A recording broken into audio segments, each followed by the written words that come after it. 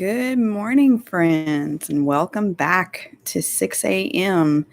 and our gut health series.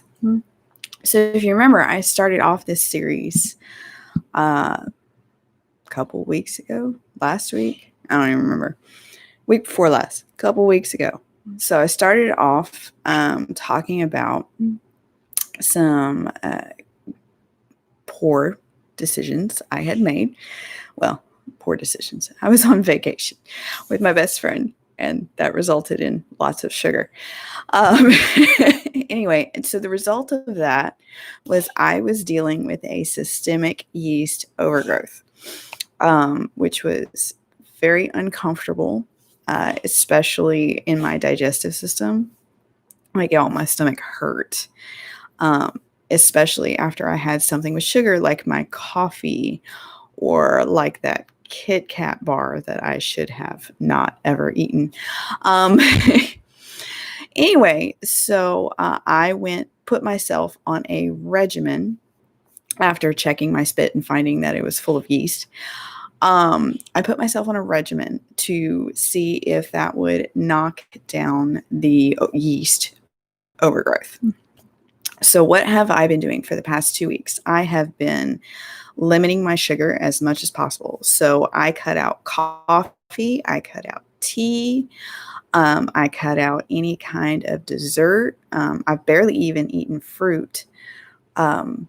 Maybe like a little bit here, a little bit there, but essentially no fruit.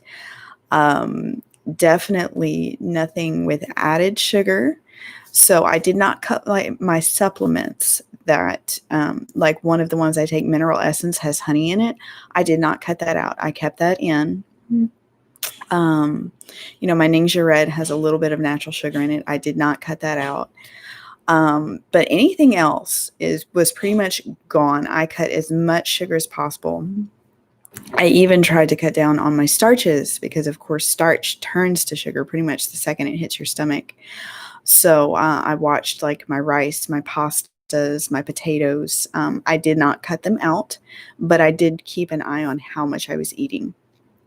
And I tried to keep my diet more protein heavy and starch light. Didn't actually do keto or anything, but just was aware of what I was putting in my body. All right, so dietarily, that's what I was doing.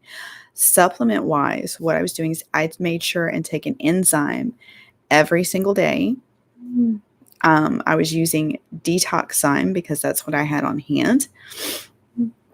And I took it was little bitty capsules. I took 3 a day, first thing in the morning. And what that does is, if your gut doesn't finish digesting your food, it can kind of hang out and ferment and encourage yeast growth. So I wanted to make sure there was no unbroken food in my digestive system, in that intestines, gut area, that was encouraging yeast growth.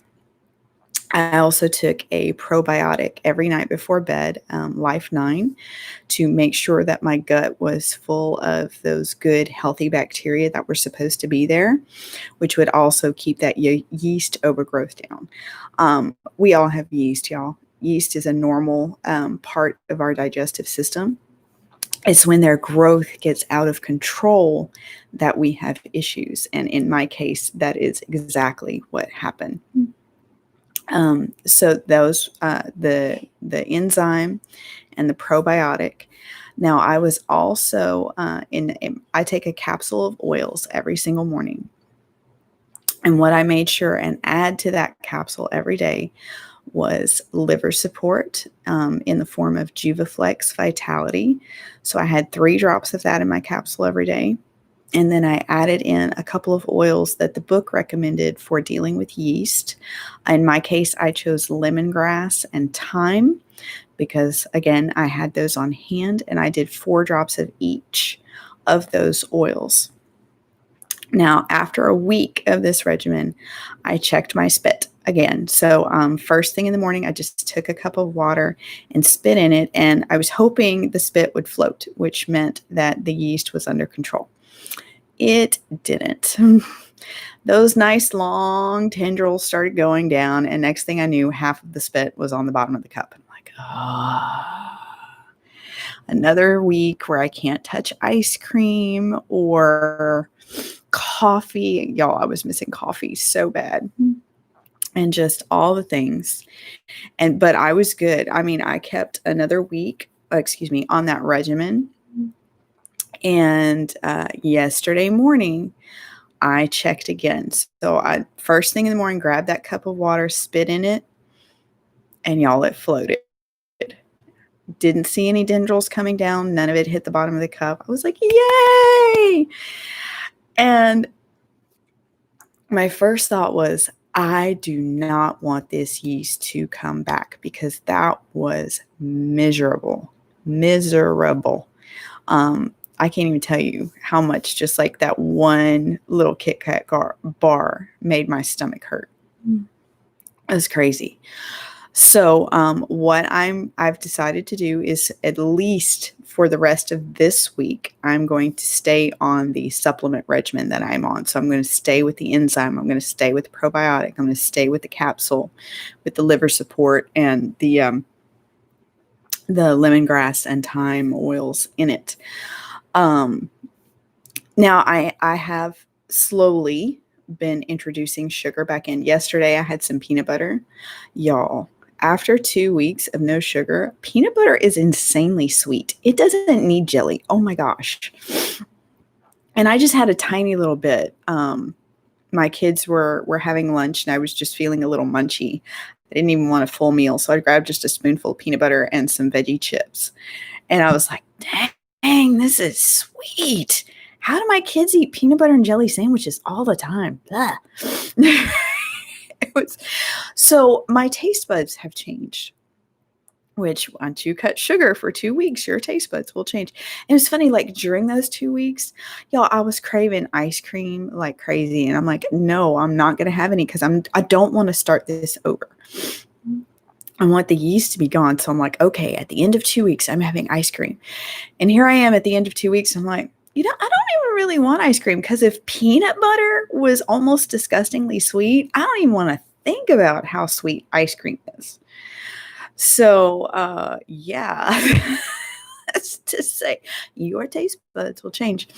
I'm also going to continue probably not having coffee for the rest of the week. Caffeine actually is not good for your immune system. And having that big old cup of coffee first thing in the morning is probably not the best thing for my system. So I may go back to having a cup of tea maybe later in the morning. But right now, I've been off of coffee and tea right when I get up for long enough that I don't necessarily have that desire, that burning desire to go back. I need that coffee. I don't. Heck, I didn't need the coffee before. It was just a comfort thing. And now it's like, I don't even know if I want to go back to having a big old cup of coffee first thing in the morning. I might have one later in the day. I'm not sure. But right now, that burning desire to have it first thing when I get up is just not there. So that is kind of the update I wanted to give you on where I'm at after 2 weeks of this regimen. Like I said, my spits floats, which tells me the yeast is no longer in my saliva, which is a good indication that it is back under control and where it's supposed to be, in my gut, instead of floating around everywhere in my system. So yay. It does work. Oh. One thing I will share with you, and forgive me if it's a little TMI, but I did notice that while I was doing this cleanse, I don't even know if it's a cleanse, this regimen, attempting to cleanse the yeast out of my system, I did notice that I was experiencing a bit of constipation. Quite frankly, it got hard to poop, and it has never really been difficult for me. So this last order that we placed, we made sure and put some comfort tone on it, because that helps clean things out. So I will be adding that in to my regimen as soon as it gets here. And And I'd heard people mention that before, that, when you're trying to kill things off, that sometimes you have to drag those dead bodies out. They're not kidding. They are not kidding. So, yes, I will definitely be taking some Comfortone to help drag everything out as soon as it arrives. So I'm looking forward to that order getting here. Anyway, I hope this was helpful to you. I don't know if you've ever dealt with a yeast overgrowth, but if your diet is high in sugar and caffeine and whatnot, and you just notice that you have the yucks, try that spit test and see. And if it sinks, baby, you're dealing with yeast. So there is hope. You can get rid of them. Sometimes it's making hard choices, but it is possible. And let me tell you, I feel so much better. And because I felt so bad, I have no desire to go back to feeling that way. So I am more conscious of what I am putting in my body. And that sugar, I know, encourages that yeast growth. So I'm not going to say I'm never having sugar again, because that's not going, at this point in time, I don't see that happening, because there are still things like birthdays and weddings and things where I'm going to want to celebrate and have a piece of cake or a piece of ice cream or whatever. But I'm not going to keep it as part of my diet every single day either, or even most days. So, because I felt so bad and now I feel so much better, I don't want to go back to feeling bad like that again. All right. I think that was all I had for you guys this morning. If you have any questions, feel free, drop me a comment, send me a message, whatever. And I would love to talk to you guys. So I will see you on Thursday. All right. Bye.